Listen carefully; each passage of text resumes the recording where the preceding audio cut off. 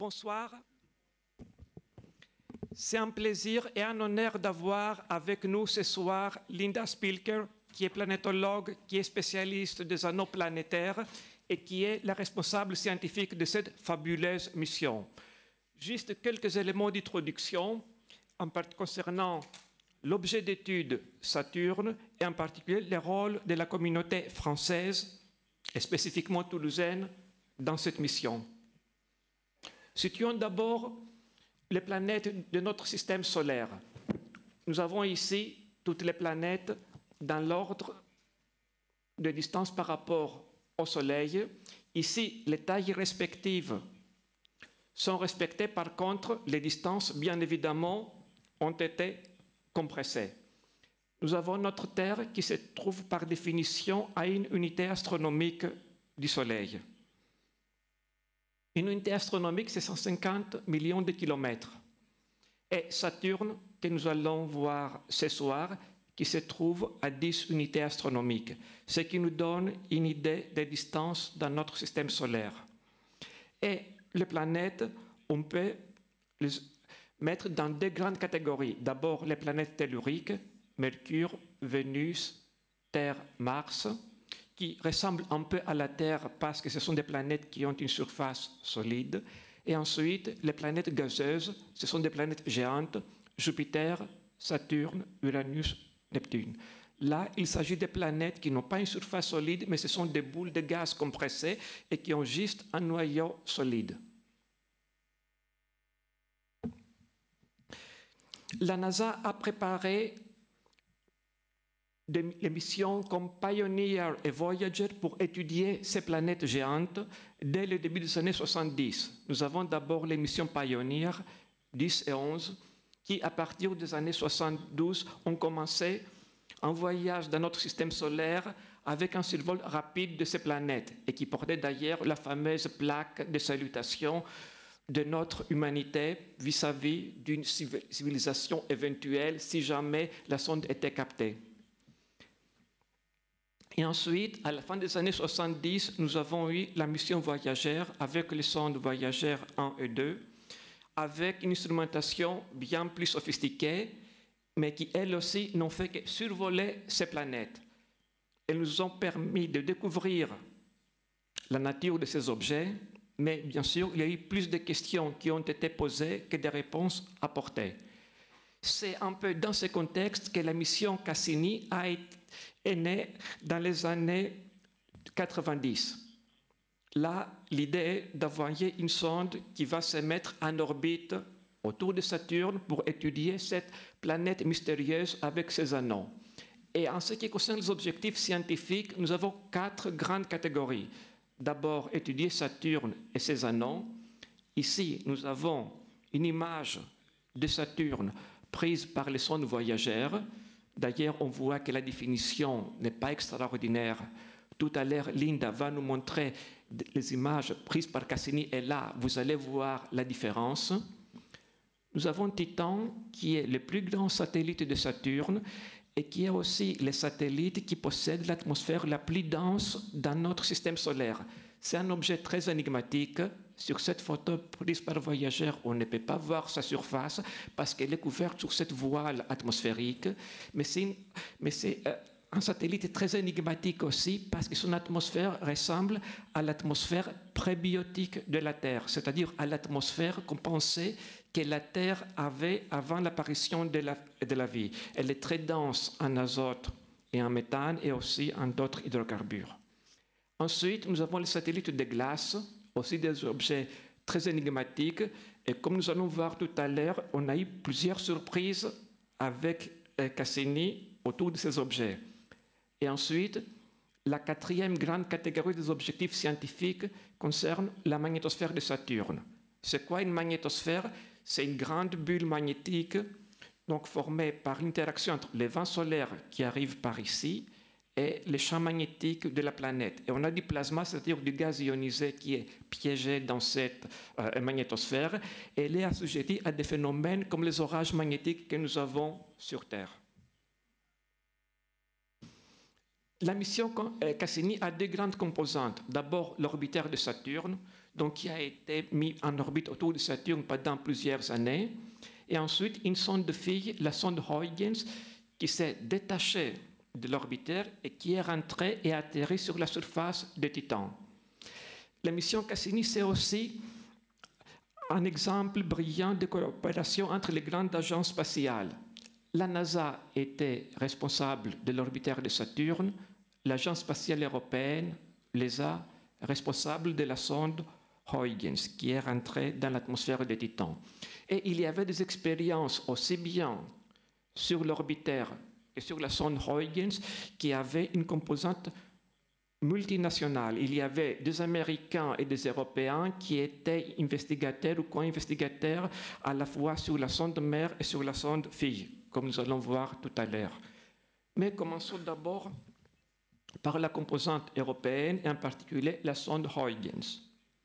Ici, nous avons une photo de l'assemblage de la sonde. D'ailleurs, elle a été préparée par l'aérospatiale à Cannes. Maintenant, l'aérospatiale fait partie du groupe Airbus. Et ici, on voit les séquences d'entrée avec les parachutes dans l'atmosphère de Titan et l'atterrissage. Il y avait 6 expériences à bord de la sonde Huygens. Et en particulier, il y avait 2 expériences sous responsabilité principale française. Il y avait d'une part le Huygens Atmospheric Structure Instrument, qui avait plusieurs senseurs pour voir quelles étaient les caractéristiques physiques de l'atmosphère de Titan. Par exemple, quelle était la pression, quelle était la température, quelle était la conductivité électrique. Elle a été préparée par l'ELESIA à Paris.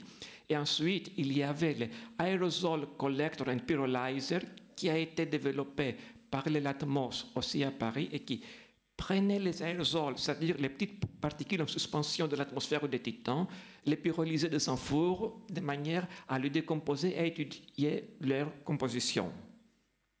Et ensuite, nous avons l'orbitaire. Sur l'orbitaire, on a 12 expériences. Pourquoi 12 expériences? C'est un peu comme nous. Quand nous voulons découvrir un nouveau objet, nous mettons en contribution tous nos sens. La vision, lui, le toucher, et ce sont les informations complémentaires apportées par tous nos sens qui nous permettent de comprendre cet objet. Pareil, sur une sonde planétaire, comme Cassini, on a des caméras, on a des spectromètres, on a des magnétomètres, on a des détecteurs de particules. Et nous allons voir maintenant 6 de ces expériences qui sont en contribution française. Il y a le spectromètre de plasma, qui est une expérience, nous avons ici une photo, qui est une expérience sous responsabilité américaine du Southwest Research Institute, mais on a aussi une contribution du LATMOS à Paris. C'est un instrument qui a permis de mesurer les plasmas, c'est-à-dire les gaz ionisés piégés dans la magnétosphère. On a le Imaging Science Subsystem, l'ensemble des caméras à bord de Cassini, qui est aussi un instrument américain, mais avec une contribution du CNES. Et en particulier, le CNES a fourni les modules électroniques qui permettaient de faire la compression d'images. C'est grâce à ces modules électroniques qu'on a pu compresser les images pour les envoyer à la télémesure et avoir un débit d'envoi d'images très satisfaisant. On a aussi des spectromètres infrarouges, l'un parlé par la NASA, par le Goddard, avec une contribution du Commissariat d'énergie atomique et du LESIA, et un autre, le Visible Infrared Mapping Spectrometer, sous responsabilité principale de l'Université de l'Arizona, mais aussi avec une contribution de l'ESIA. On a aussi une expérience de mesure d'ondes électromagnétiques, où nous avons une contribution de l'ATMOS. On a dit 6 expériences. Là, si on compte bien, on ne voit que 5. Qu'est-ce qui se passe avec la 6e? C'est une expérience qui a une place particulière à notre cœur ici à Toulouse parce que nous avons contribué à son développement. C'est l'expérience MIMI. MIMI, c'est un acronyme pour Magnetospheric Imaging Instrument. Sous responsabilité américaine, c'est la Johns Hopkins University qui a eu la responsabilité principale de développer cette expérience, mais avec une contribution allemande et aussi une contribution française, en particulier du CESR, c'est le Centre d'études spatiales de rayonnement, c'est le laboratoire qui ensuite est devenu l'IRAP, Institut de recherche en astrophysique et planétologie, ici à Toulouse. Et c'est en particulier ici à Toulouse, avec mon équipe, que nous avons développé les cerveaux électroniques embarqués de cette expérience. Donc, le développement de cette expérience, c'est une aventure technique, c'est une aventure scientifique parce qu'il a fallu préparer un peu le contexte scientifique et les mesures qu'on allait faire, mais c'est aussi une aventure humaine. Une aventure humaine, je vous montre juste une photo de notre équipe, l'équipe internationale de cette expérience, avec les deux investigateurs principaux, Tom Krimigis et Don Mitchell, qui sont venus cette semaine à Toulouse dans le cadre d'un colloque international. Et quel était le rôle de Toulouse? Bien sûr, développer l'instrument, mais aussi préparer le contexte scientifique. Une des études que nous avons menées à Toulouse, je vais vous montrer juste un exemple pour passer ensuite la parole à Linda, c'était l'interaction entre Titan, la haute atmosphère de Titan et la magnétosphère de Saturne. On ne savait pas du tout à quoi ça allait ressembler, donc avec Kader Amsif, qui à l'époque préparait sa thèse au CESR, nous avons développé un modèle, nous avons mis les lois de la physique, les équations mathématiques, et on était surpris de voir que cette interaction devrait former cette demi-lune à droite de Titan. Kader est actuellement responsable thématique au CNES pour notre discipline. Ça vous donne une idée de l'échelle de temps pour la préparation d'une expérience. Et ensuite, bien sûr, nous avons entendu le premier survol de Titan par Cassini. Et là, surprise, on a pu confirmer qu'en effet, il y a ce croissant de lune tout à fait à droite de Titan. Mais ce sont des informations beaucoup plus riches qui nous ont été envoyées par Cassini. Et en particulier, donc ce sont des études que nous avons menées avec Philippe Garnier, qui à l'époque, il préparait sa thèse à l'IRAP et actuellement, il est responsable des mesures physiques à l'IUT et à Toulouse. Donc, ce sont des mesures qui nous ont permis de comprendre comment la haute atmosphère de Titan se diffuse dans l'espace. Depuis, les activités scientifiques à Toulouse se sont développées et en particulier, on a 4 expériences dans lesquelles nous sommes très actifs à Toulouse. Bien sûr, l'expérience MIMIT dont nous avons parlé, les spectromètres des plasma CAPS, aussi nous avons vu tout à l'heure, les ultraviolet imaging spectrographes, spectro UV, et aussi l'expérience des ondes plasma. Et ici, en jaune au milieu, nous avons un rôle tout à fait particulier. C'est le rôle de Interdisciplinary Science, celui qui coordonne les équipes de différentes disciplines de manière à tirer la meilleure synergie. Et c'est le rôle assuré par Michel Blanc, ici présent, et nous avons aujourd'hui le plaisir et l'honneur de l'avoir parmi nous. Donc, pendant cette semaine, nous avons un workshop qui se passe aux abattoirs. D'ailleurs, je suis venu tout à l'heure du colloque et demain, nous allons continuer. Et là, je vais passer la parole à Linda, qui va nous décrire cette fabuleuse aventure qui est la mission Cassini. Merci.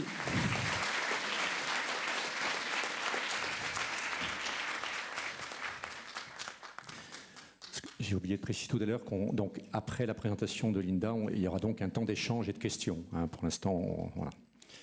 Donc, réservez vos questions.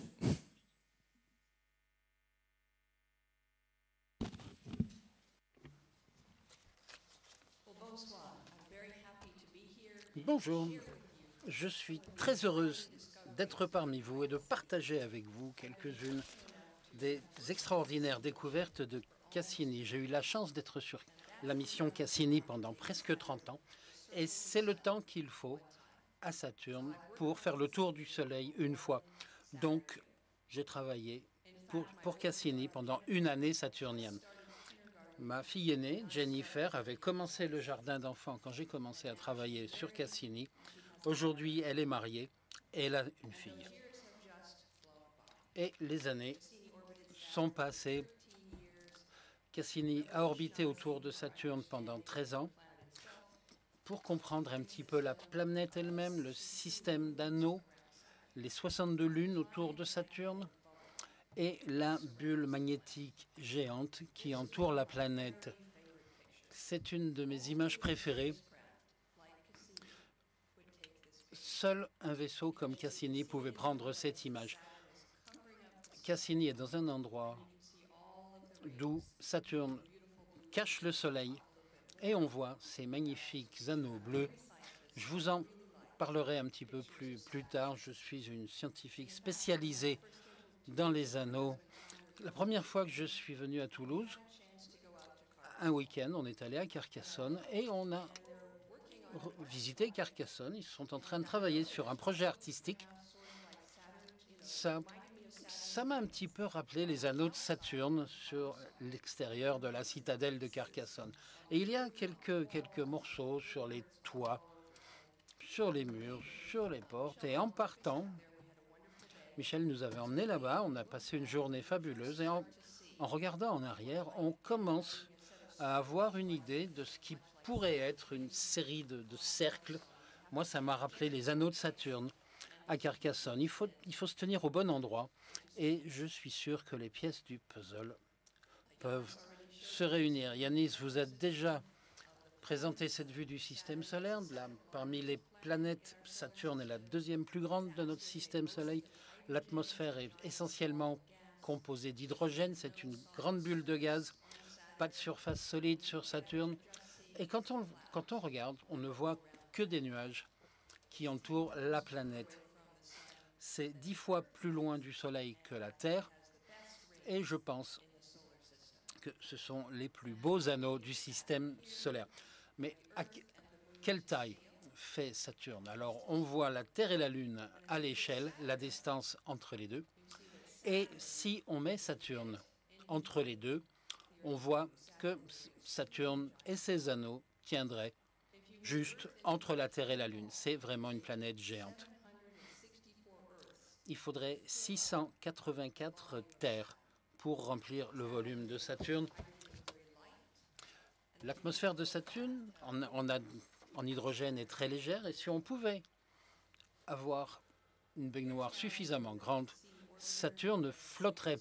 Alors voilà l'orbiteur Cassini, la sonde Huygens.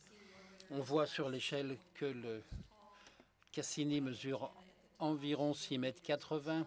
L'antenne que l'on voit en haut fait 4 mètres de diamètre et c'est par cette antenne que nous avons renvoyé toutes les données vers la Terre.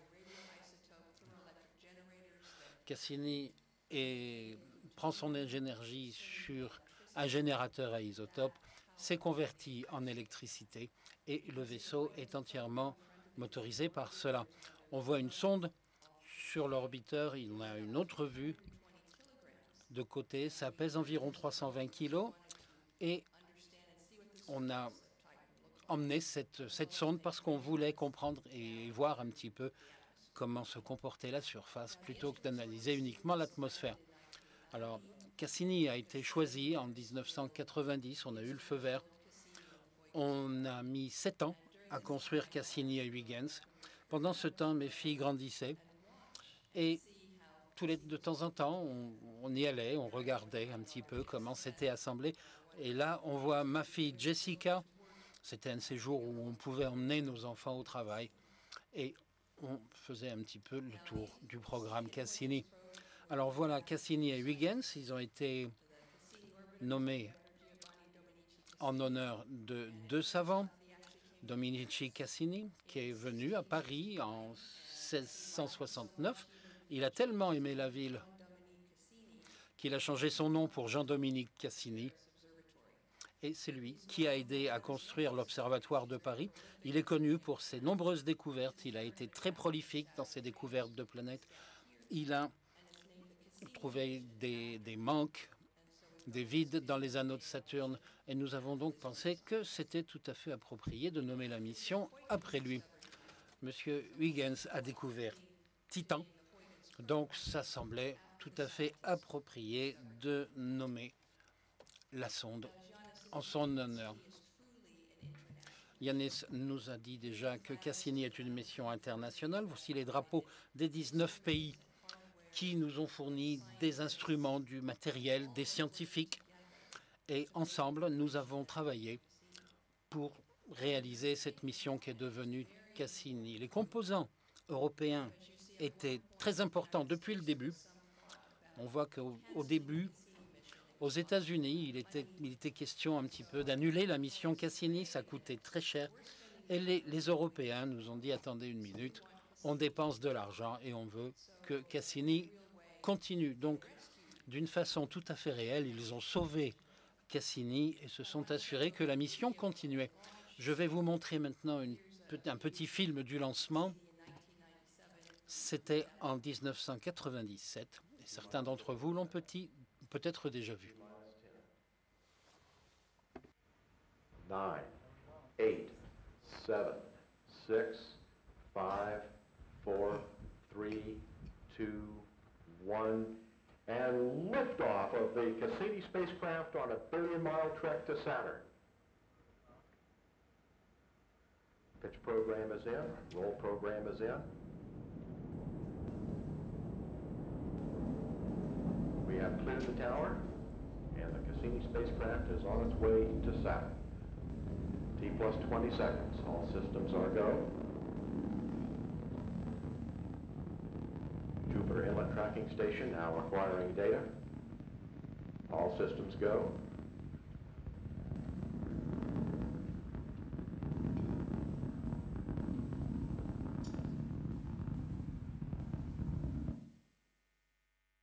It was very spectacular. C'était très spectaculaire d'être là-bas sur place et de regarder. On a sorti nos filles de l'école pendant une semaine pour qu'elles puissent nous accompagner et regarder le lancement. Elles étaient passionnées par le déplacement en Floride pour regarder le lancement, mais ce qu'elles ont découvert en arrivant là-bas, c'est que le lancement était avant l'aurore et faire lever 3 adolescentes à l'heure, c'était déjà une grande réussite. Et je me souviens du rugissement de la fusée, ça, on pouvait le ressentir. Et quand Cassini a disparu, dans un nuage, le nuage est devenu extrêmement brillant. Les gens ont pensé que quelque chose était arrivé à Cassini, mais non, Cassini a émergé du nuage et on savait que Cassini était en route et que tout allait bien. Voici la mission Cassini sur l'orbite autour de Saturne, lancée en 97, arrivée 4 ans plus tard, en 2004. Ensuite, on a la mission primaire qui est arrivée sur Saturne après le solstice d'hiver. On a eu 2 missions d'équinoxe où on a pu étudier la mission avec ses anneaux contre le Soleil. Et ensuite, la mission s'est terminée sur le solstice d'hiver nord. Et on voit les orbites finales. On a essayé de faire quelque chose qu'aucun vaisseau spatial n'avait fait avant, c'était plonger entre les anneaux et s'approcher de l'atmosphère de Saturne pour réaliser une nouvelle série de mesures passionnantes. Voici un autre aperçu de la mission Cassini. On peut voir le nombre d'orbites en haut. En dessous, les survols de Titan. Nous étions très intéressés par Titan d'un point de vue scientifique, mais Titan nous a aussi fourni une façon de changer le type et l'orientation de l'orbite. On a survolé Titan 127 fois et ça nous a donné l'occasion de bien l'étudier. La petite lune Encelade a été survolée 3 fois pendant la mission primaire, mais ce que l'on a découvert était tellement intéressant que l'on a ajouté 20 survols d'Encelade. Cette petite lune était active avec des geysers qui sortaient du pôle sud. Donc nous y sommes retournés plusieurs fois. Ensuite, 15 survols des lunes plus importantes et après 22 orbites par cet intervalle entre les anneaux et la planète. On peut voir le changement de saison dans l'atmosphère nord. Alors, une façon de regarder le changement de saison, c'est de voir un petit peu où tombe l'ombre des anneaux de Saturne sur la planète. Ça donne une indication de la saison. Si l'ombre est au nord, c'est l'hiver au nord. Donc, si l'ombre tombe dans un hémisphère, on sait que cet hémisphère va vers l'hiver. En équinoxe, l'ombre est tellement petite que c'est juste une ligne sur l'équateur. Et vers la fin de la mission, l'ombre de l'anneau s'est déplacée vers le sud. Donc, l'hiver s'est déplacé vers le sud. Alors, une des premières surprises, c'est quand l'ombre de l'anneau a recouvert Saturne, ça avait l'air très bleu. Il y avait des particules de brume qui disparaissait quand il n'y avait pas de lumière du Soleil. Et Saturne ressemblait un petit peu à Neptune sur son hémisphère nord.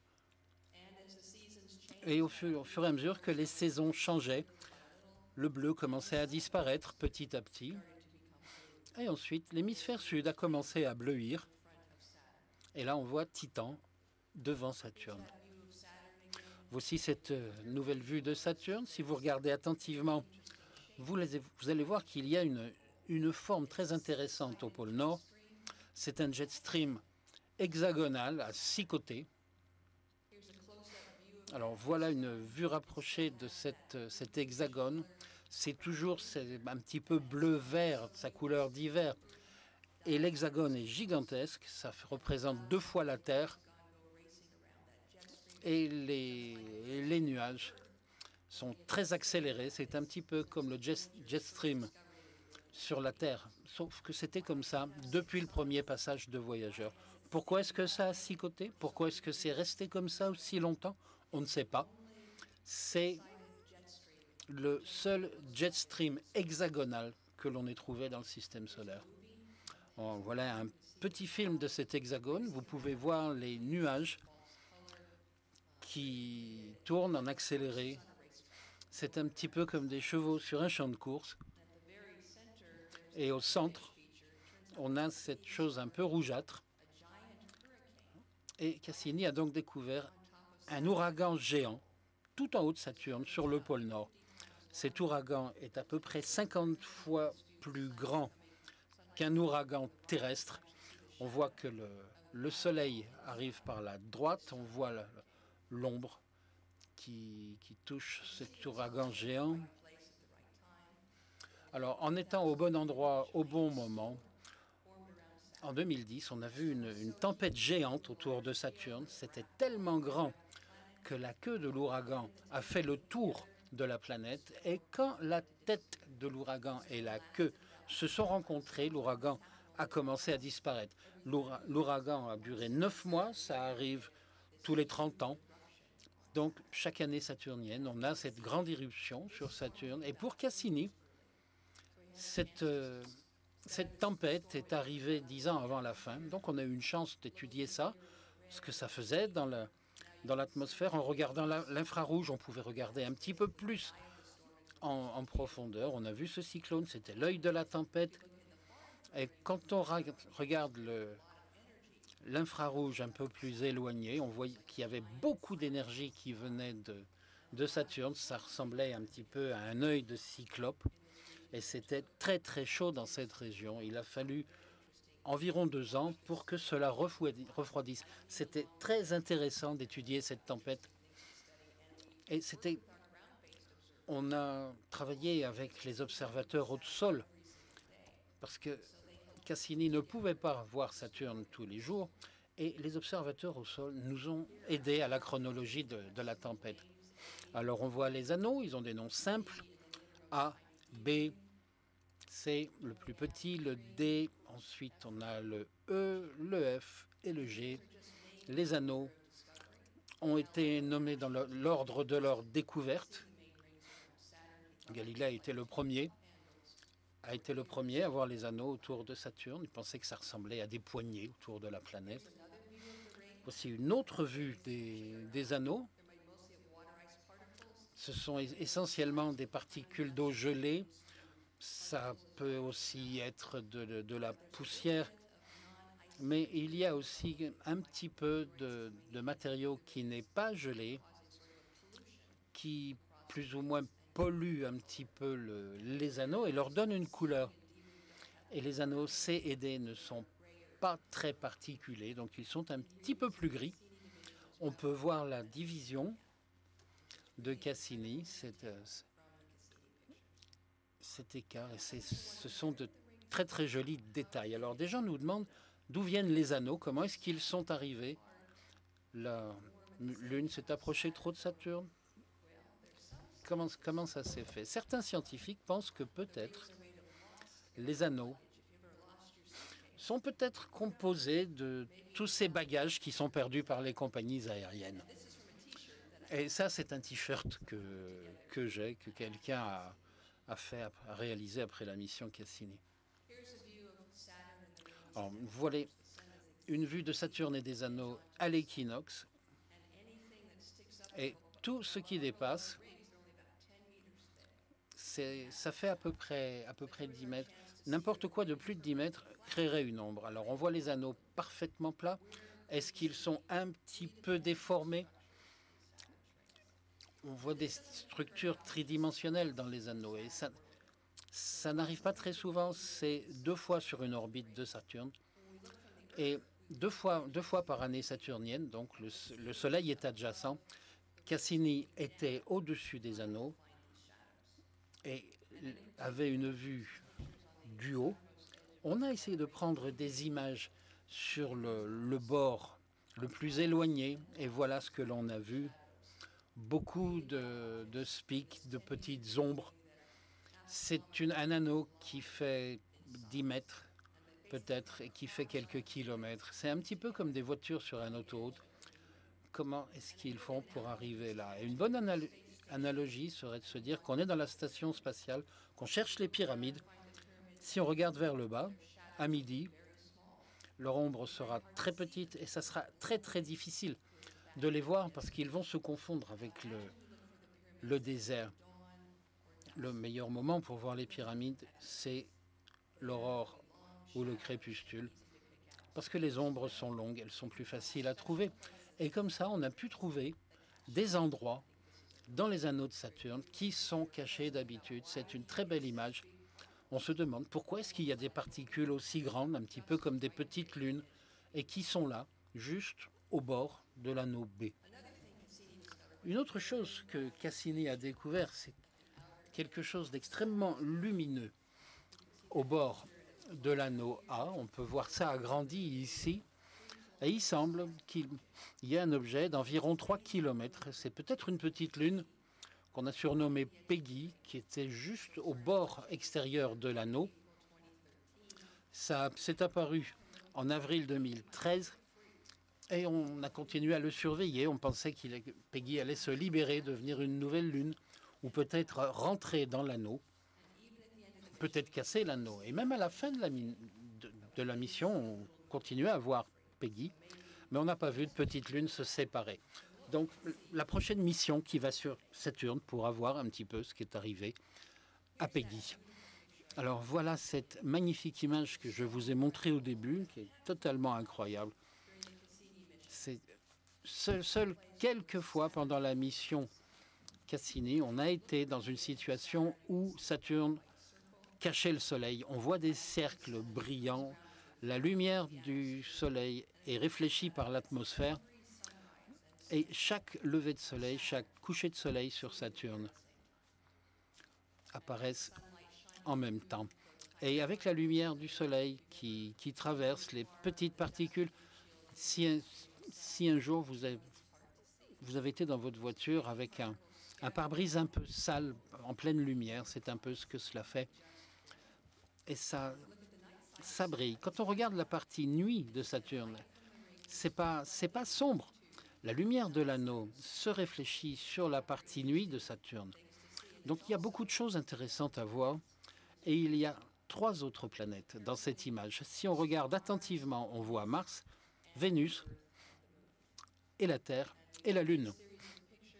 On a pris cette série de photos en 2013. On a demandé aux gens en juillet. Et on peut voir la Terre au moment où Cassini a pris l'image. On pouvait voir tout cela depuis la côte ouest des États-Unis jusqu'à l'Europe. On a dit aux gens, sortez et faites des signes, dites bonjour à Saturne pendant qu'on prend la photo. Donc vos photons seront dans l'image quelque part. Alors bien sûr, c'est tout petit. On voit que la Terre est bleue, mais c'est très très petit. Et on s'est dit, bon, prenez un selfie en train de dire bonjour à Saturne et envoyez-le nous. Et on va recréer cette belle mosaïque. On a reçu des milliers de photos des gens qui disaient bonjour avec leurs chiens, des gens en famille, des clubs, des groupes, des gens tous ensemble. Alors on a pris toutes ces images et avec ces selfies, on a recréé cette image de Saturne. Alors ça, c'était Ça a eu beaucoup de succès parce que chacun a voulu trouver son image quelque part. Et ça pourrait y être plusieurs fois d'ailleurs. Et on sait que Tom et moi, on disait bonjour à Saturne et on a fini par trouver notre image dans la mosaïque. Alors un petit peu, quelques mots sur les lunes de Saturne, 62 lunes au total. Beaucoup sont très loin de Saturne, c'est sans doute des objets capturés. Alors on voit la plus grande ici, on voit les 4 petites planètes. Titan fait presque la taille de Mercure. Et n'importe où ailleurs dans le système solaire, Titan aurait été une planète. C'est très intéressant et c'est très grand.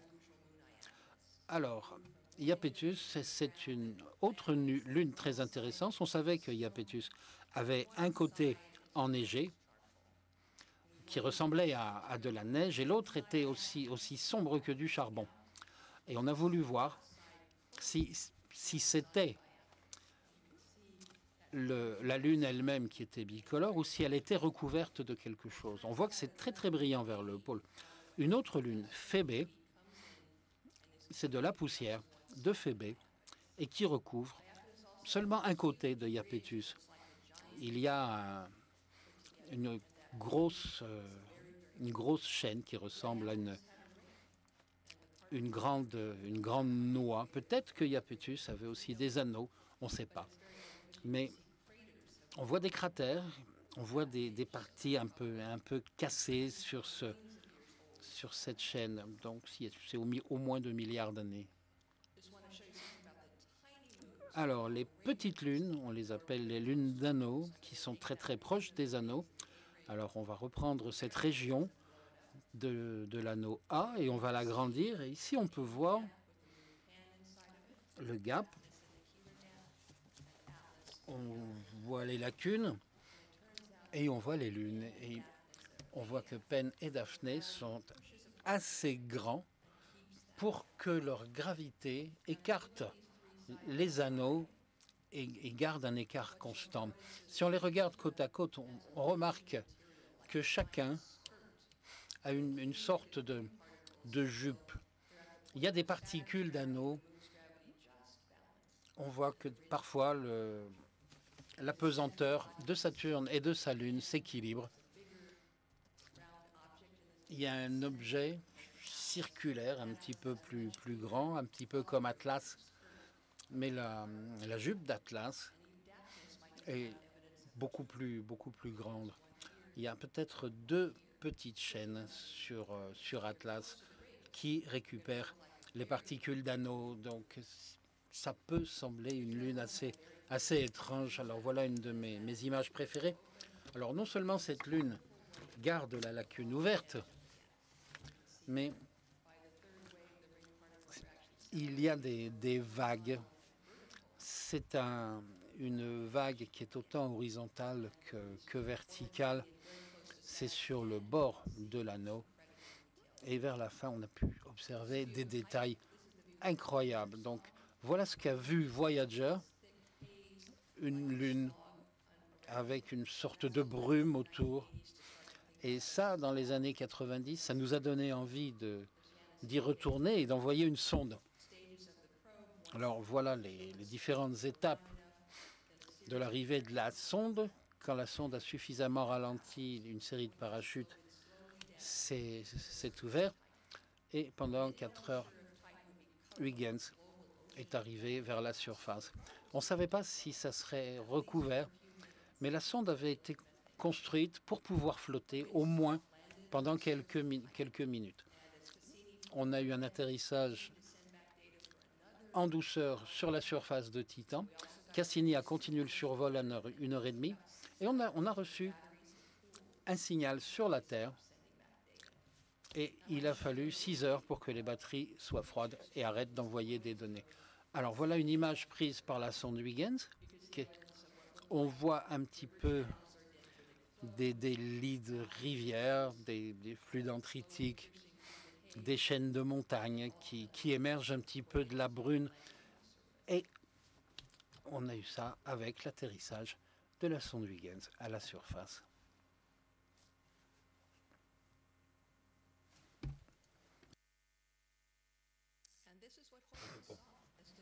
Alors voilà ce que Huygens a vu quand Cassini a survolé. Ce sont des graviers de glace qui fondaient. Alors, on dirait que le méthane joue sur Titan le rôle que joue l'eau sur la Terre. Ça crée des canaux, des lits de rivières. On voit que le cycle du méthane sur Titan qui est assez actif. Alors voici une vue qui part du haut de l'atmosphère jusqu'à l'atterrissage à la surface. Alors la dimension de ces cailloux glacés, ces graviers, et on a la Lune à côté, ça vous donne une idée de l'échelle et le lit de ces rivières qui arrivent vers la région où Huygens a atterri. Alors si on regarde attentivement le pôle Nord, on voit des taches noires. Ce sont les lacs et les mers géantes sur Titan. On ne savait pas si c'était liquide ou pas. On savait que le méthane pouvait être liquide à ces températures. Et ensuite, on a vu cette signature. La lumière du solaire touche un liquide et réfléchit. Donc, la réflexion spectrale nous a dit qu'il y avait du liquide dans les lacs et les mers. Donc, on a une vue radar, là, maintenant. On voit les lits de rivière. Ça fait à peu près la taille des grands lacs sur Terre. Et ça a une profondeur d'environ 300 mètres. Si on ajoute tous les hydrocarbones liquides sur Titan, on aurait 55 fois plus d'hydrocarbone sur Titan que sur Terre. Ça serait merveilleux, mais on ne peut pas l'attraper. Alors, Encelade, ça fait à peu près 10% de la taille de Titan. Ça ne fait que 500 km de diamètre, mais c'est très différent des autres lunes. Ça a l'air assez brillant, jeune et glacé. Il y a des endroits où il n'y a pas de cratère, donc un process, quel qu'il soit, a rempli ces cratères. On a des fractures tectoniques et qui nous ont étonnés. Quand Voyageur a survolé Encelade en 90, le pôle était dans le noir, donc on n'avait pas vu ces rayures. Voilà une vue plus rapprochée de ces rayures de kilomètres de large, de 200 ou 300 kilomètres de long, et on dirait que c'est du gel. Et c'est parce que sur ces fractures, on a des geysers ou des jets de vapeur d'eau et de vapeur glacée.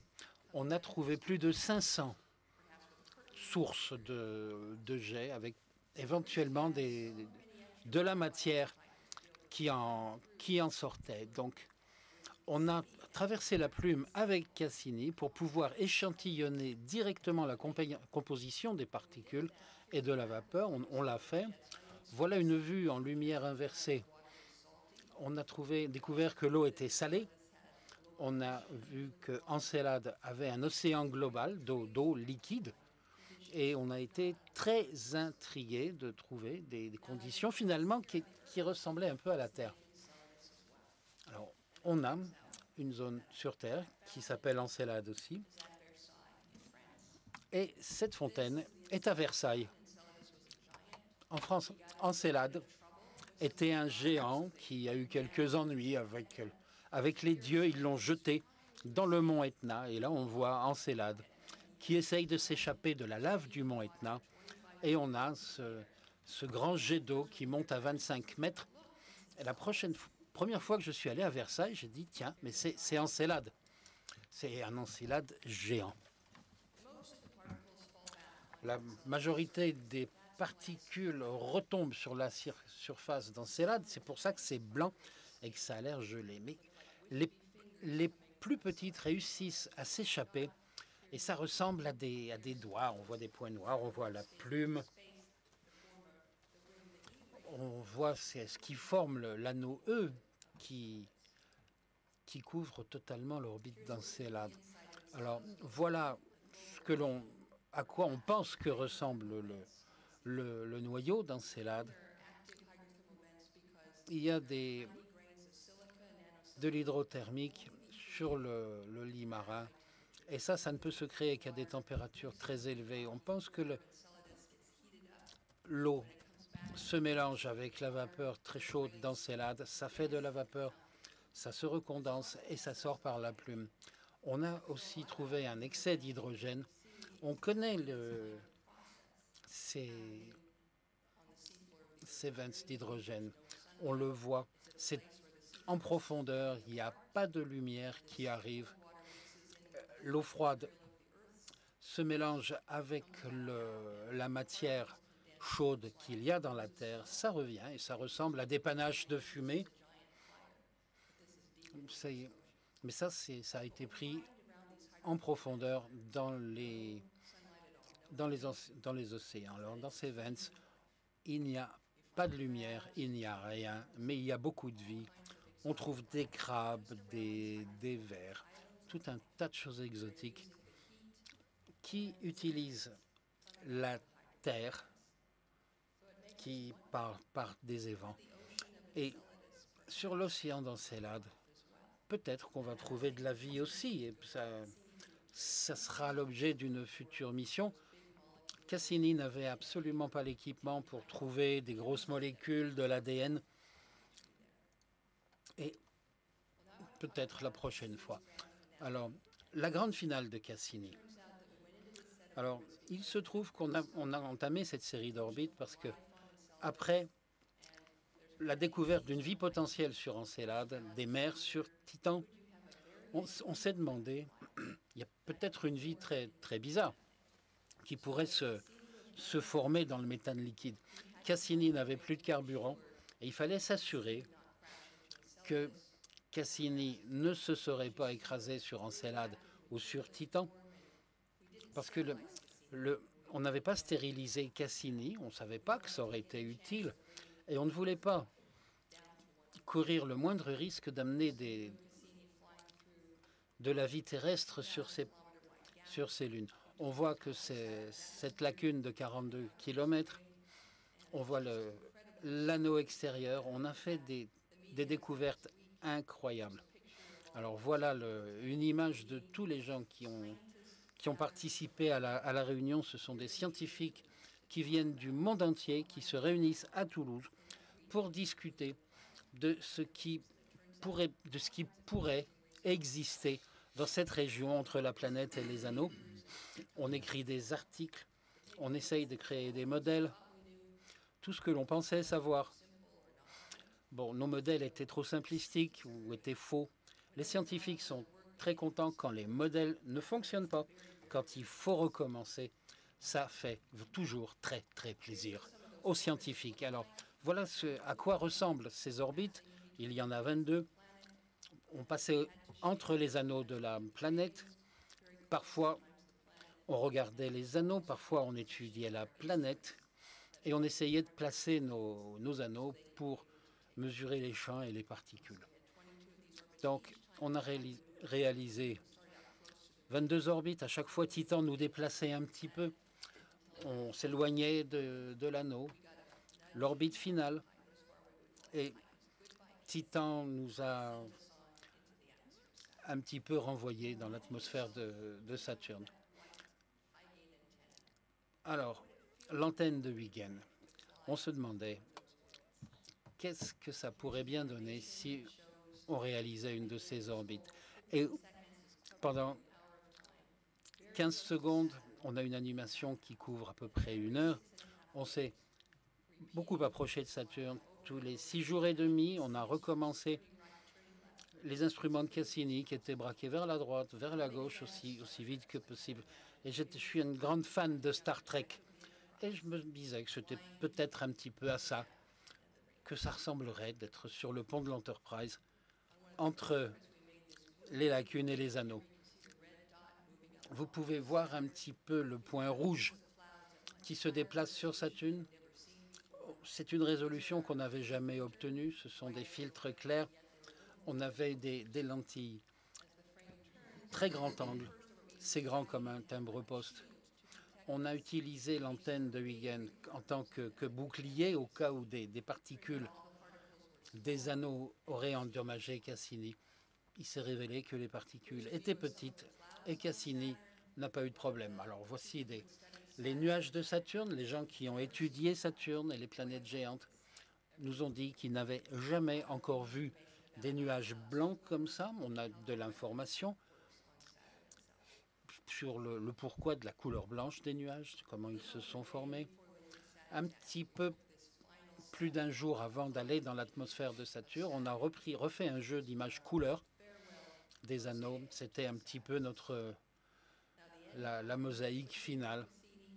Alors la fin de Cassini a été très rapide. On voit les 90 secondes de la mission. Il était à peu près 4 heures du matin. On a attendu le dernier signal. Voilà ce que l'on a vu. X-Span, S-Span, 2 fréquences radio différentes. Alors, le signal X-Span en haut, qui était un petit peu ce speak, qui a disparu, et quelques secondes plus tard, c'est le signal X-Span qui l'a suivi. Et à ce point, on savait. Il était à peu près 5 heures du matin en Californie. On savait que la mission Cassini s'était terminée. Alors, c'est très difficile de dire au revoir. Et vous voyez là des gens qui s'embrassent. On a vécu la fin de Cassini. Il y avait des gens un petit peu partout dans le monde qui nous regardaient, qui participaient. Voilà la famille Cassini. On disait au revoir, c'était le dernier jour. Il y avait vraiment beaucoup de gens, des gens qui avaient été ensemble pendant des dizaines d'années, qui se connaissaient bien, qui prenaient leurs vacances ensemble. Les enfants ont grandi ensemble. Ma famille, mon mari Tom, ma fille Jennifer, ma petite fille Audrey, c'était le premier événement spatial auquel ils ont assisté. C'était une mission incroyable.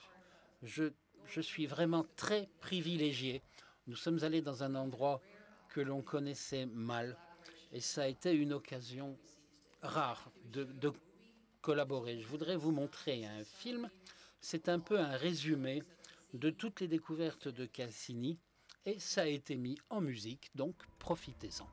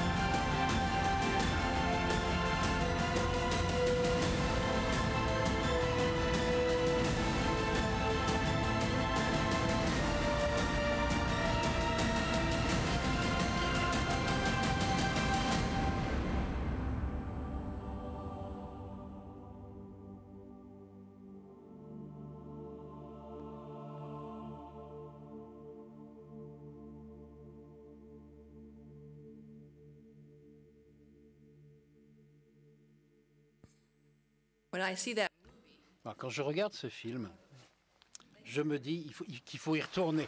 Merci beaucoup.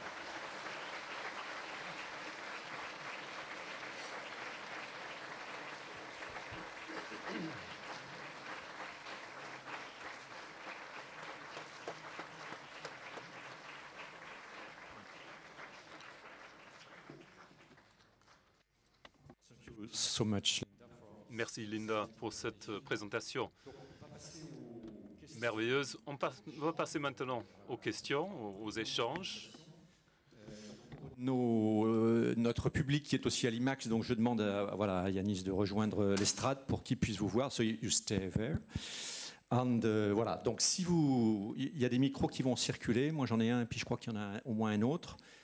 Et donc, on vous propose de poser des questions sur ce que vous avez vu, sur la mission, sur la science, sur le montage. Voilà, donc en français ou en anglais. Et de toute façon, c'est traduit. Bonsoir, good evening. So, Linda, when do we go back? What's next? What's next? Quelle sera la suite? J'espère qu'on aura une autre mission pour retourner peut-être à Encelade ou à Titan pour poursuivre ces études, peut-être envoyer une sonde dans l'atmosphère de Saturne. Mais je sais que nous n'avons pas étudié Uranus et Neptune non plus. Donc ce serait peut-être bien d'y retourner aussi.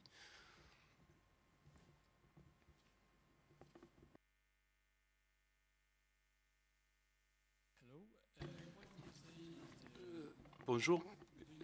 Quel est le mystère le plus grand, le plus important, non résolu concernant Saturne? Je pense que c'est peut-être le petit Encelade. Il y a des geysers qui sortent, c'est pas grand-chose non plus. Et puis bon, les mers de méthane liquide aussi. Comment est-ce que Titan a pu disposer de cette atmosphère épaisse comme ça? C'est comme si c'était un effet de serre qui a eu lieu. Oui, merci beaucoup pour votre présentation. J'aimerais savoir si vous avez eu de l'argent illimité, un financement illimité pour ces sondes spatiales. Et vous vous êtes intéressé aux anneaux. Comment feriez-vous aujourd'hui pour dater les anneaux, pour savoir quel âge ils ont? C'est quelques millions d'années ou est-ce que les anneaux sont beaucoup plus jeunes que ça, avec quelques milliers d'années? Comment calculer cela? Bon, pour répondre à la deuxième question d'abord, nous pensons que les anneaux sont jeunes. On a pu les mesurer sur ces orbites finales, on a pu mesurer leur masse. Je pense qu'ils sont de quelques centaines de millions d'années. Les dinosaures étaient sur la Terre à cette époque, à l'époque où les anneaux se sont constitués.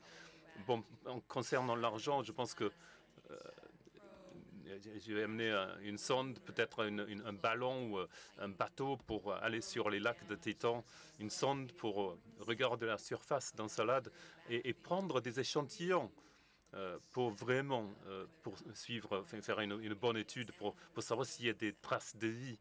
Donc voilà, des échantillons d'Encelade, ça semble être très intéressant. Et pour les anneaux, il y a un autre concept intéressant. On pourrait avoir une mission qui vole au-dessus de ces anneaux et faire des films, de regarder de très près lorsqu'ils s'entrechoquent ou ils se collent les uns aux autres. Ça pourrait faire partie d'une mission future aussi.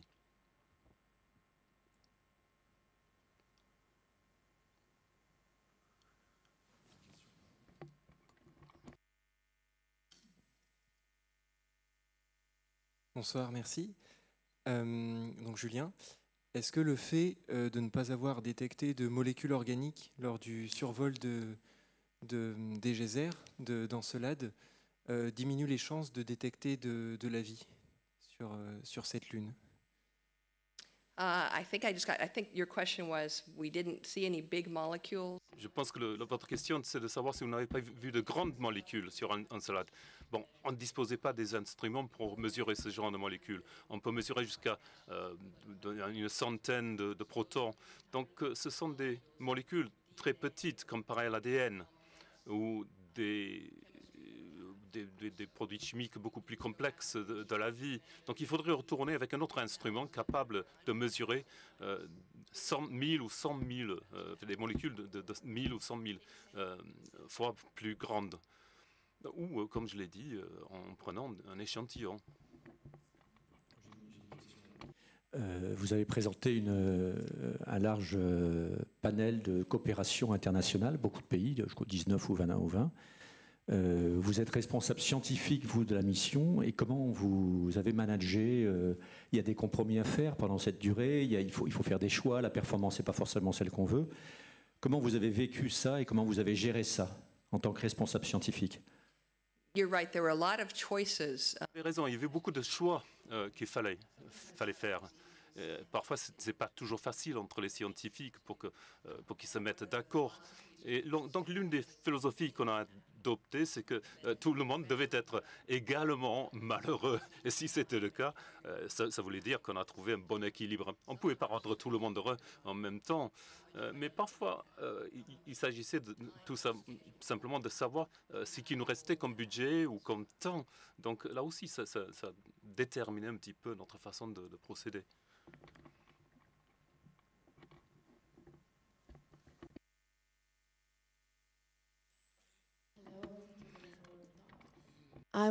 Oui, bonjour. Je me demandais si Cassini vous a aidé ou non à découvrir plus de choses sur les anneaux de Saturne. Je pensais on a découvert qu'il y en avait 62. Est-ce que Cassini a permis de découvrir de nouvelles lunes? On a parlé de Peggy, par exemple, mais peut-être qu'un jour, on va trouver une autre lune. Est-ce que Cassini a aidé dans cette découverte des lunes? Cassini a réellement découvert plusieurs lunes, nouvelles lunes. Donc il y a de petites lunes entre les plus grandes lunes. Et parfois, ces petites lunes partagent l'orbite des grandes lunes. Donc Cassini a réellement découvert cela. Et parfois, ces lunes, dans la partie extérieure, peuvent être découvertes aussi par les observations faites à partir de la Terre. l'IRAP, en fait, pour Yanis, voilà. Donc on a vu, vous intervenez sur cette mission. Est-ce que vous pouvez dire deux mots de la coopération en fait de l'IRAP, qui est à Toulouse quand même, avec la NASA JPL finalement? Est-ce que ça, Cassini, est-ce que c'était la première fois que vous coopériez? Est-ce que maintenant, je sais qu'il y a des coopérations sur Mars. Vous pouvez nous dire deux mots de ça? Exactement, il y a beaucoup de coopération, en particulier sur Mars avec le Mars Science Laboratory. Donc, il y a toute une suite de coopérations. Et Cassini, c'est un exemple parmi d'autres. C'était la première fois que vous coopériez avec la NASA? Pas avec la NASA, parce qu'il y a eu d'autres missions. Il y a eu des missions terrestres, comme par exemple le sonde ISDZ, International Sun Earth Explorer, qui était des sondes en orbite autour de la Terre pour étudier la magnétosphère terrestre, et il y avait à bord des expériences internationales, et en particulier on avait une expérience avec l'Université de Californie à Berkeley. Une partie était développée à Toulouse, donc on avait déjà, qui était préparée déjà dans les années 70. IS2E était lancé en 77 sur une mission NASA avec une coopération ESA. Donc, on avait déjà l'habitude de coopérer avec nos collègues et amis américains. Mais bien sûr, avec Cassini, ça a pris une autre dimension parce que c'était la première fois où on est allé sur une planète géante ensemble.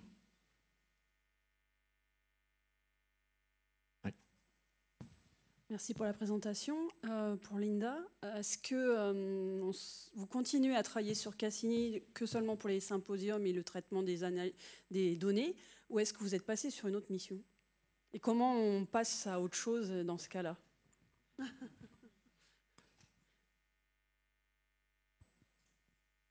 Well, I am working on Cassini. Je travaille sur les données de Cassini. Je suis membre de l'une des équipes qui travaille sur les spectrométries. On a beaucoup de données sur les anneaux, surtout de la mission de l'an dernier. Donc je regarde ces données. Mais bon, il y a d'autres missions à la NASA, avec Discovery par exemple. Donc ce serait bien de retourner à Saturne. Mais ce serait bien de regarder, peut-être que mes enfants ou les enfants des amis travailleront sur ces missions futures. Il est un peu endormi quand même. On est nombreux ce soir, donc alors je suis désolé pour les gens d'IMAX qui doivent nous entendre, mais qui ne peuvent pas poser de questions. Alors une question ici. J'avais une question pour vous deux. Dans la présentation de Linda, on a entendu qu'il y avait des gaps qui étaient produits par des lunes comme Daphne. Est-ce que comment expliquer la division de Cassini, sa taille, et le fait qu'elle reste stable pendant très très longtemps? La taille de la division Cassini, il se trouve que le bord extérieur de l'anneau B a une forme de résonance avec l'une des lunes qui s'appelle Mimis. Ce qui veut dire que les parties de l'anneau font une rotation une fois pour Mimis. Donc il y a une sorte de frontière. Pourquoi pourquoi le bord intérieur de l'anneau A tombe là où il tombe, ça c'est difficile à dire. Mais sinon, on a l'impression que les anneaux sont en train de s'étendre à la fois vers l'intérieur et vers l'extérieur.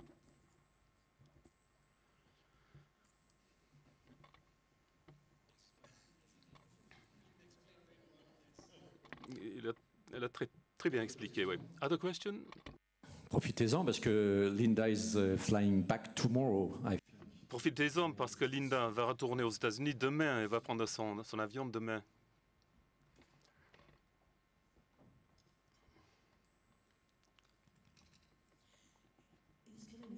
La mission a appris des choses nouvelles sur la structure interne de Saturne et sur le couplage entre la magnétosphère et le vent solaire.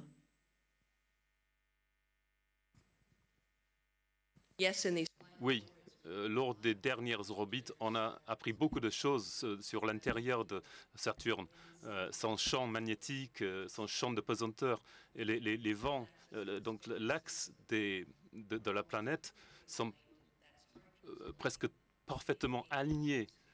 C'est difficile à comprendre cela par rapport aux magnétosphères. Donc il y a beaucoup de problèmes à résoudre encore.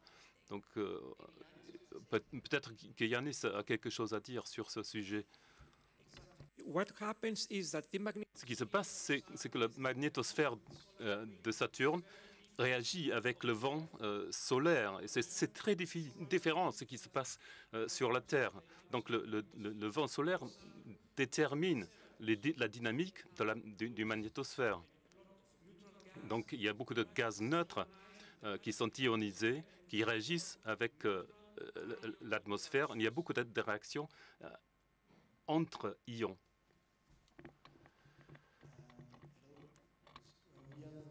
Nous avons, vous nous avez parlé de l'analyse des données.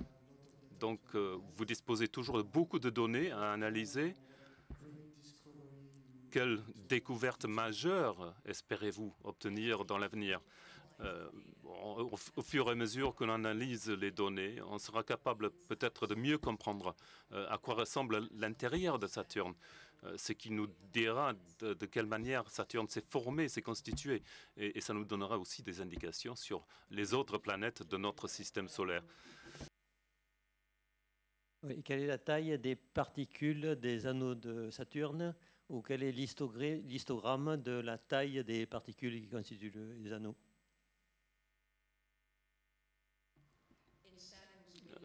Les anneaux principaux de Saturne. Donc la plupart des particules sont de quelques millimètres à 1 centimètre.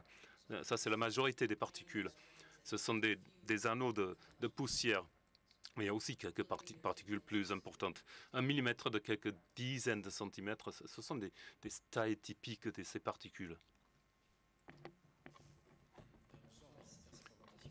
Est-ce que la rotation du gaz sur Saturne dépend de la latitude? Et si oui, est-ce que la présence de l'hexagone ne signifie pas qu'il y a une certaine zone en latitude dans laquelle les vitesses de rotation sont exactement les mêmes? Et comment on l'expliquerait? Les gaz sur Saturne à différentes latitudes tournent à des vitesses différentes.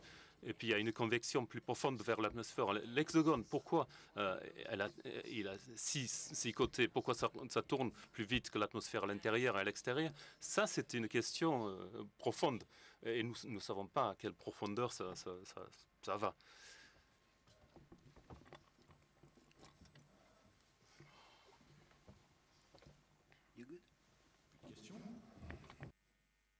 Ah, monsieur encore. Vous nous avez montré des images du pôle nord de Saturne, ou pôle nord je pense, avec cet hexagone, ce vortex en forme d'hexagone. Si j'ai bonne mémoire, la sonde qui tourne actuellement autour de Jupiter nous a montré qu'au pôle nord de Jupiter, ou peut-être au pôle sud aussi, il y avait ce même phénomène de vortex hexagonal. Est-ce que c'est exact? Est-ce que je ne me trompe pas? Et est-ce qu'on a pu faire des relations entre ces deux vortex? La réponse est oui.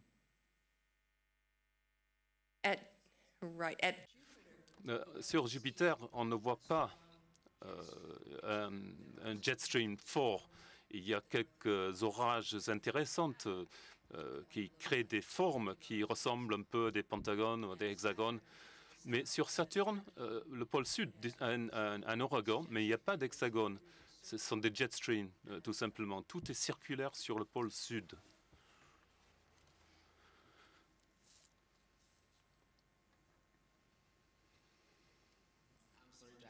Désolé de poser autant de questions, mais j'aimerais savoir, si j'étais sur Saturne pendant l'été, pendant la nuit, est-ce que je verrais les anneaux dans le ciel?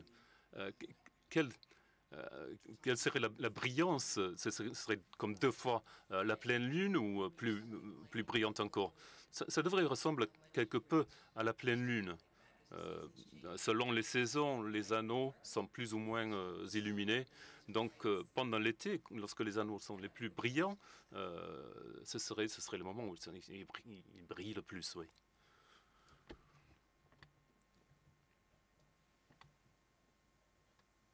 Ça va, tu veux changer? Ça, oui, oui. Laissez nos orateurs souffler un peu, mais s'il y a d'autres questions, n'hésitez pas. Enfin, on est à peu près dans le timing qu'on s'est fixé en général. Ah, une question ici. Bonjour. Est-ce que la spectroscopie ne permettrait pas de détecter des particules plus grandes dans les geysers d'encelade? La spectroscopie de la lumière solaire, par exemple.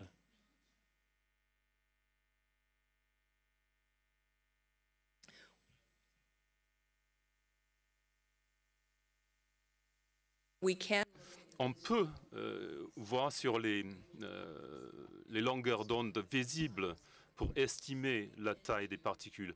Et elles sont d'un micron de taille, mais il y a des particules qui sont un peu plus grandes. Donc on peut utiliser la lumière visible, mais aussi un détecteur de particules pour mesurer la masse des particules aussi, pour déterminer la taille des particules à partir de cela.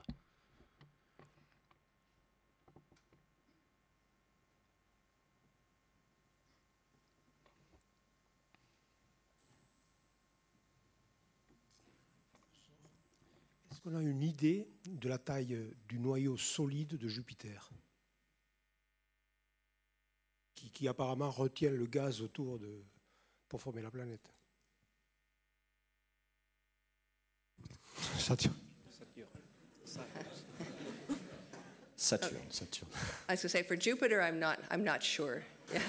Oui, pour Jupiter, je ne saurais pas vous répondre. Mais il semble clair que le cœur de Saturne est plus grand qu'on le pensait. Nous analysons toujours des données, mais bon, ça doit représenter plusieurs fois la masse, de nombreuses fois la masse de la Terre. Il y a eu plus de carburant. Auriez-vous prolongé la mission ou auriez-vous été obligé de terminer la mission pour éviter les risques de conséquences d'une panne majeure à bord? Oui, bon, le vaisseau Cassini était en très bonne santé. Si on disposait de plus de carburant, on aurait certainement rallongé la mission.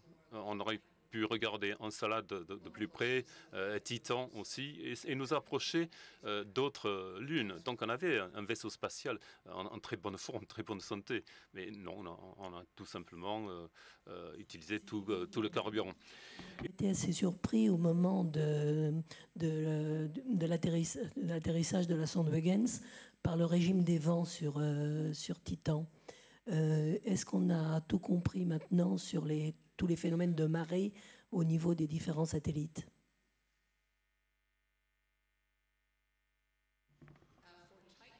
Pour Titan, on travaille toujours pour essayer de comprendre les vents et la météo et quelles marées peuvent être soulevées par la réaction, l'interaction avec Titan.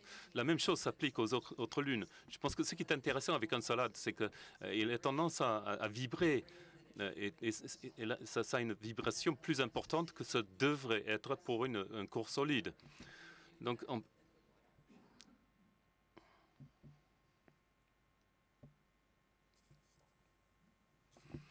Bonjour. Tout à l'heure, vous avez précisé que ça n'était pas alimenté par des panneaux solaires, mais bien par un moteur dont j'ai oublié le nom. Est-ce que vous pourriez expliciter le fonctionnement de la magnétosphère? Non, du moteur qui permet l'alimentation de RTG. RTG. Oh. How the RTG. So the nuclear source to produce the power. There were no moving.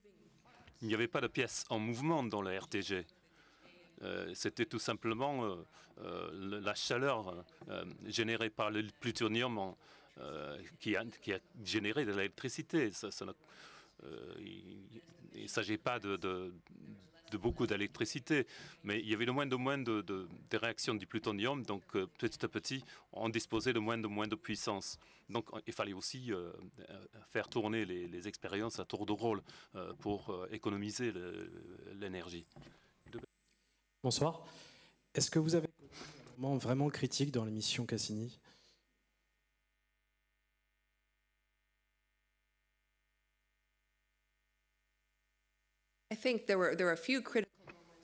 Je pense qu'il y a eu plusieurs moments critiques avec Cassini où quand on s'attendait à ce que Cassini nous renvoie un signe à la Terre et quelque chose se passait mal. Dans un de ces cas, surtout pendant les dernières orbites, on n'a pas eu de nouvelles de Cassini après un des plongeons en orbite. Mais en fait, c'était un problème avec la station qui recevait le signal.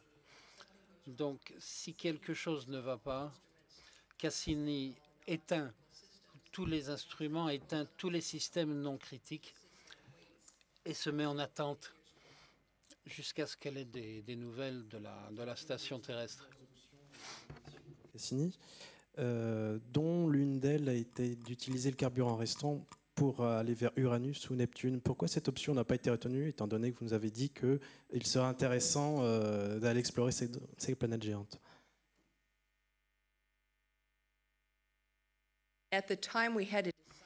Au moment où il a fallu décider entre la grande finale ou Uranus et Neptune, on aurait manqué beaucoup de survols d'Encelade et de Titan. Et les instruments de Cassini étaient vraiment conçus pour explorer Saturne. La mission pour aller voir les autres aurait été très longue. Mais on avait tellement de questions qui restaient sur Saturne qu'à l'unanimité, on a décidé de rester jusqu'à la grande finale. Ici. Je sais qu'il existe des aurores boréales sur Jupiter. Est-ce qu'il en existe aussi sur Saturne? Et si c'est le cas, est-ce que vous avez pu en observer?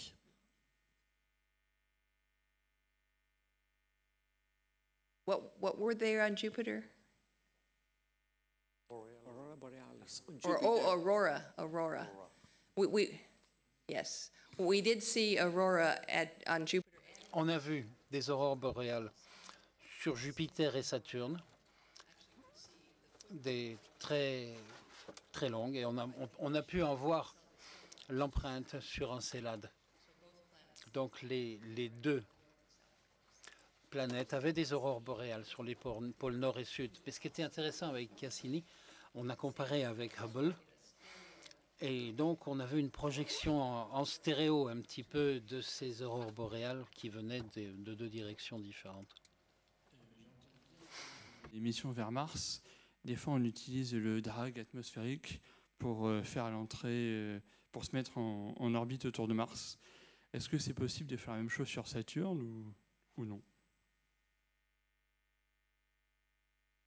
With Cassini, we couldn't use atmospheric. Avec Cassini, on n'a pas pu utiliser la traînée atmosphérique parce qu'il y avait des pics dans toutes les différences. Si on conçoit un nouveau vaisseau, on pourrait peut-être utiliser un nouveau système pour ralentir et donc emmener moins de carburant. Donc ça peut effectivement être une possibilité pour l'avenir.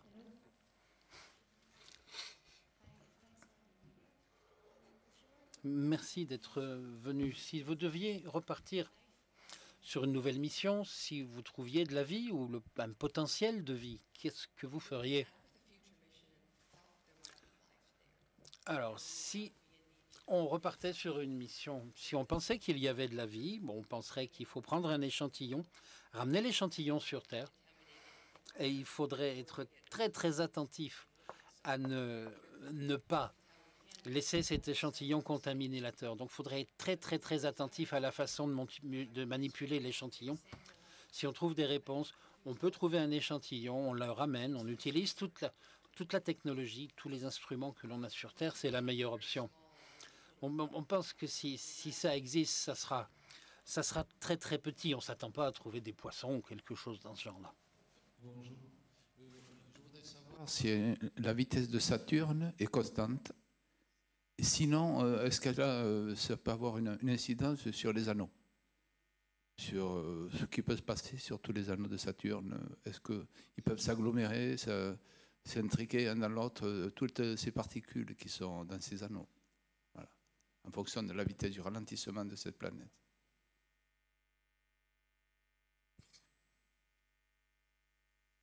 Right, the rate at which Saturn rotates.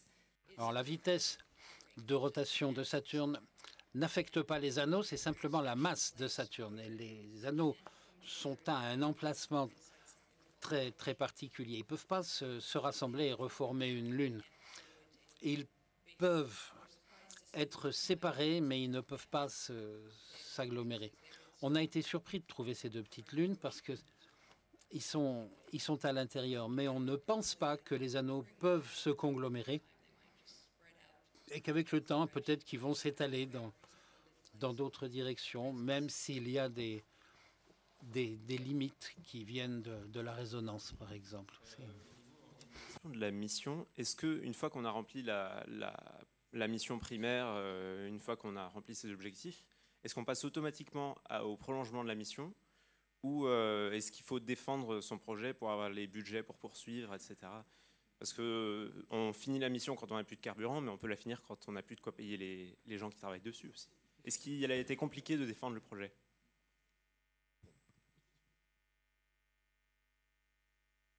You're right. We had to make a proposal. Vous avez raison, il a fallu faire une proposition à la NASA, dire à la NASA ce que l'on allait faire d'autre pour la science.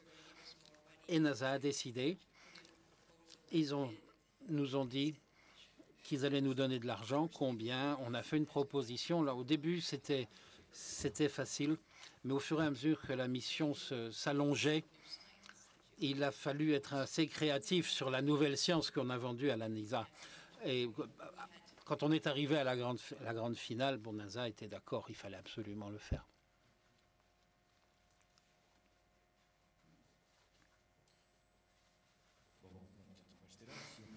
S'il n'y a plus de questions, parce que je vois que l'heure tourne.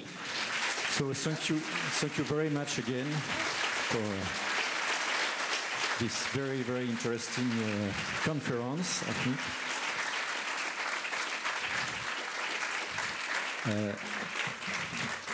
Donc merci vraiment à nos deux conférenciers. J'en profite pour rappeler, so maybe in English, so the next step here is... La prochaine étape, ça sera le 5 mai, le lancement de la mission InSight. C'est un événement majeur de coopération entre la France et les États-Unis. Donc, il y aura une télétransmission ici à la Cité de l'Espace le 5 mai et il y aura un événement important le soir du 23 mai pour revenir un petit peu sur les missions Mars, la coopération pour Mars, et nous vous réinviterons. Merci encore.